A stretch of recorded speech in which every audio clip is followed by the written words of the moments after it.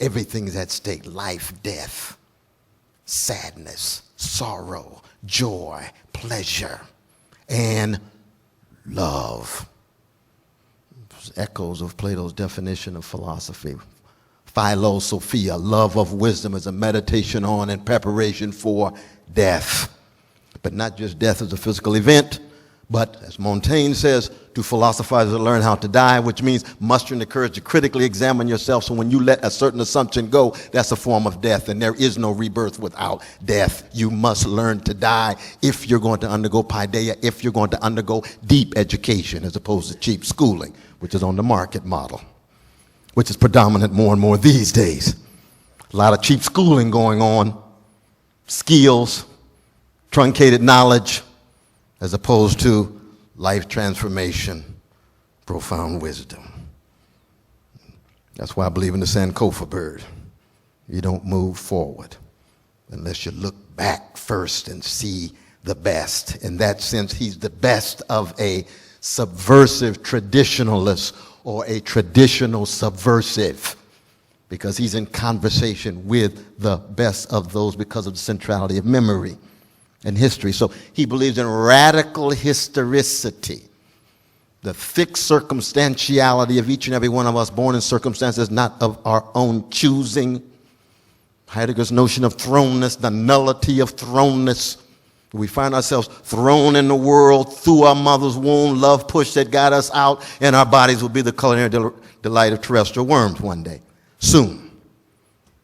That's a certain kind of thrownness too, and the worms appreciate it. Unless you're out for cremation. So that's the wrestling of what it means to be human. But this radical historicity is tied to a radical humility, back to the humando of Vico. A radical humility, that's very, very rare. And not just intellectual discourse, but philosophic discourse. That's why Chekhov hated philosophers. He says in one of his famous letters, you see, all these philosophers are like generals. They want to enlist you in their army. They're not interested in truth. They're interested in victory. They want you to join their school. Be a Platonist. Be an Aristotelian. Be an Epicurean. Be a Stoic. Be a Hegelian. Be a Marxist. Be a Whiteheadian. How narrow. Plato was not a Platonist. Read the dialogues. Aristotle was not an Aristotelian. That's for the epigons. That's for those who come after, in the same way that Jesus was not a Christian, but we get into that a little later. He was a Jewish brother, right?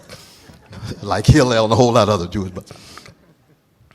But the idea of being free, to learn how to die is to unlearn slavery. That's what Seneca says. And we don't expect too much profanity from the Romans. They're so busy conquering the world rather than understanding it. But Seneca was in conversation with the best of those who came before as well.